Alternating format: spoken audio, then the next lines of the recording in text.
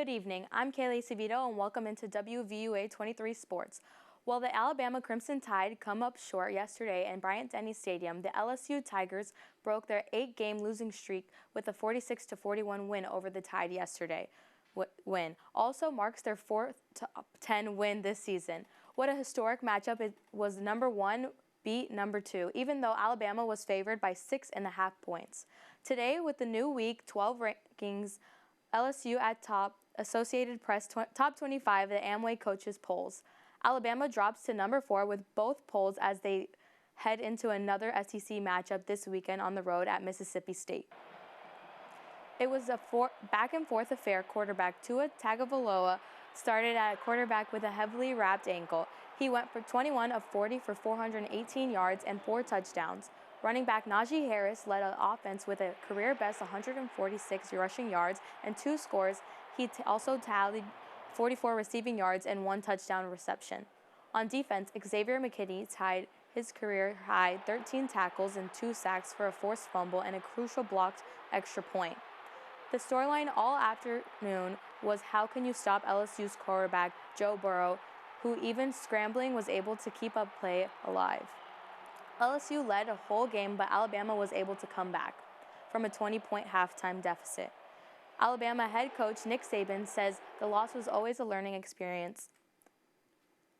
At least we gave ourselves a chance to win in terms of the way we fought back in the game, and I'm really proud of our players for that. Okay, yeah, I feel like as an organization, starting with me and everybody else, we need to learn from this, do a better job, give our players a better chance to be successful, and our players got to take advantage of that by going out there and executing and making, the kind of choices and decisions that's going to help them be the best players that they can be. And I think there's a lot to be learned from that, in this game.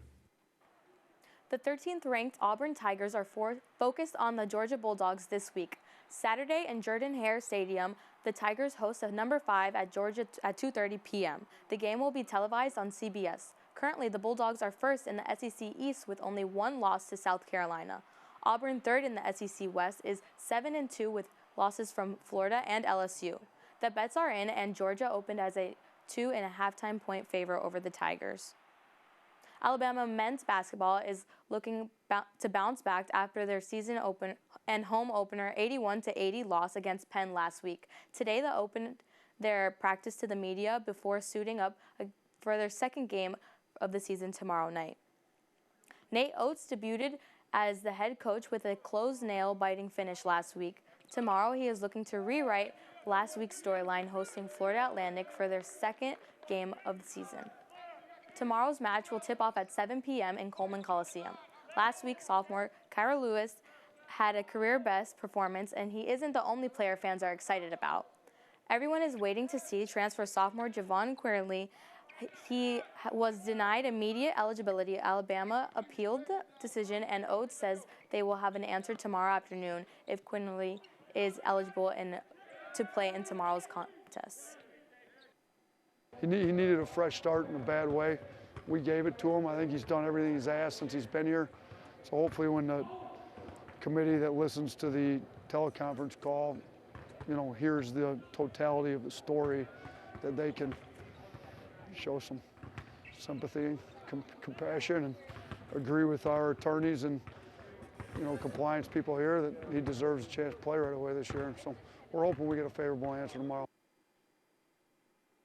Alabama volleyball was back in the Foster Auditorium this afternoon for a match against the Tennessee Volunteers. On Friday, they lost to Missouri in 5 sets.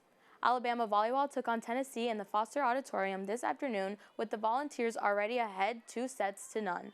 They seemed to be dominant the third match, especially with 2 hand shove from Alyssa Andriano. But Alabama would not give up with a good dig to keep the play alive.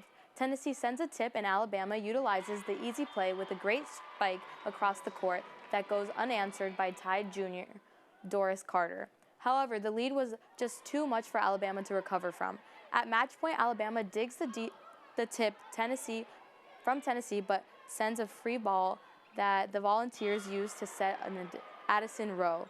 With the facial to end the match, Alabama falls to Tennessee at home 3-0. I'm Kayla Acevedo. Thanks for watching sports on WVUA 23.